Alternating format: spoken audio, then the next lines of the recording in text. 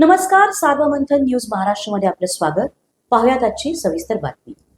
राहुरी शहरातील छत्रपती शिवाजी महाराज यांच्या विटंबना प्रकरणाला 1 वर्ष पूर्ण होऊनही आरोपींचा शोध लागलेला नसल्याने संतापाची लाट उसळली आहे.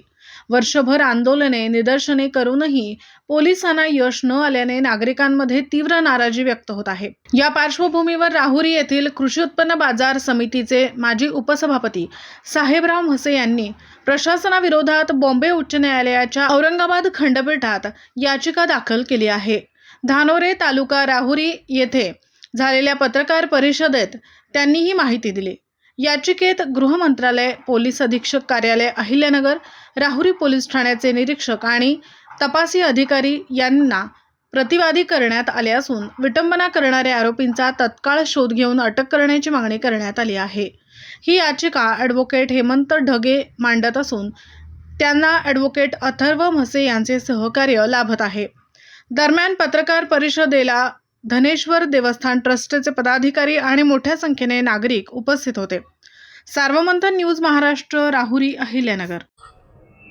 आपण तपास यंत्रणेवर गुन्हे दाखल केलेले आहेत आणि तोच विषय देण्यासाठी खरं तर आपल्याला रायगडावरती जायचं होतं, पण धानोरेकरांचं कौतुक करावं तितकं थोडं आहे. तर त्यांनी अखिल महाराष्ट्रामध्ये पहिली छत्रपती शिवरायांची मूर्ती बसवली, म्हणून आपल्याला तुम्हाला इथं सर्वांना निमंत्रित करता आलं आणि आपण गुन्हे दाखल केलेले आहेत. त्याच्यात गृह मंत्रालय, SP, कलेक्टर, PI, तपासी, DYSP, त्यानंतर तहसीलदार यांच्यावरती गुन्हे दाखल केलेले आहेत आणि त्याचे आपण ऍडमिट पण झालं, गुन्हा ऍडमिट पण झालेला आहे. काय तिची गुन्ह्याची आपण सर्व PDF तयार केलेले आहे आणि हे यांचे सर्वांवर चार्जेस फिक्स झालेले आहेत. याचिका दाखल केली. प्रशासनासाठी हा आरोपी अज्ञात आहे जसं तुम्ही म्हणले, पण अख्ख्या तालुक्याला माहिती आहे याच्या मागे कोण आहे. मला प्रशासनाला हे सांगायचं आहे की तुम्ही तर यात काही केलेलंच नाहीये. तर ह्या संदर्भात आम्ही तुम्हाला दाखवू इच्छितो. बॉम्बे हायकोर्ट मध्ये क्रिमिनल रिट पिटिशन फाईल केलेली आहे under article 226 of the Indian constitution. तर आता याच्यामध्ये त्यांनी काही करू नाही तर नाही करू, त्यांना नोटिसेस इश्यू होणार आणि त्यांना याच्यावरती ऍक्शन घ्यावं लागणार. They will be directly responsible and answerable to the high court. आता यात त्यांनी किती काही बळ काढायचा प्रयत्न केला, काही अर्थ राहणार नाहीये.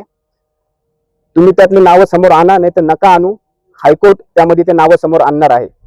आणि आम्ही आज ह्या धानोरी गावामध्ये प्रेस कॉन्फरन्स घ्यायचं कारण असं की आम्हाला ज्यावेळेस आम्ही बघितलं की शिवाजी महाराजांचं मूर्ती स्थापन करायचं, एक तीर्थस्थळ स्थापन करायचा असा निर्णय झाला आणि त्या प्रशासनाने इतके मध्ये वाटे फोडायचं काम केलं, इतका त्रास द्यायचं काम केला की म्हणजे शिवाजी महाराजांचं जर आम्ही तीर्थस्थळ बांधत आहे तर तुम्हाला काय अडचण आहे. तेच प्रशासन आता शिवाजी महाराजांच्या ज्यांनी काळ फासला आहे त्यांना पाठीशी घालत आहे. तुम्ही हे काय करत आहे, कशासाठी करत आहात. मला एवढंच म्हणायचंय, तुम्ही आता आमच्या संयमाचा अंत बघू नका आणि लवकरात लवकर यात जे काय तुम्ही करू शकाल ते करा. नाही तर यात तुम्हाला माहिती आहे तुम्हालाही लोकांना सामोरे जायचं आहे. तुम्ही जर नाही नीट निर्णय घेतला तर आम्ही आमच्या पद्धतीने बघू की तुम्हाला कसं उत्तर द्यायचं. ह्या याचिकेचे पिटिशनर आहे साहेबराव पाटीलबा म्हसे आणि जे रिस्पॉन्डंट असणार आहे त्यात फर्स्ट रिस्पॉन्डंट गृह मंत्रालय असणार आहे, second respondent superintendent of police Ahilyanagar असणार आहे, थर्ड रिस्पॉन्डंट कलेक्टर अहिल्यानगर, तहसीलदार राहुरी आणि PI राहुरी हे त्यातले पार्टीज असणार आहेत.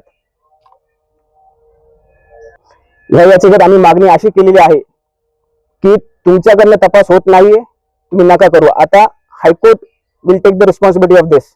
यात असं आहे की भारतीय न्याय संहितेचे काही सेक्शन्स आहेत, त्याच्यामध्ये जर तुम्ही समाजामध्ये तेढ निर्माण करायचा प्रयत्न केला तर त्या संदर्भात कठोर कारवाईचे आदेश आहे.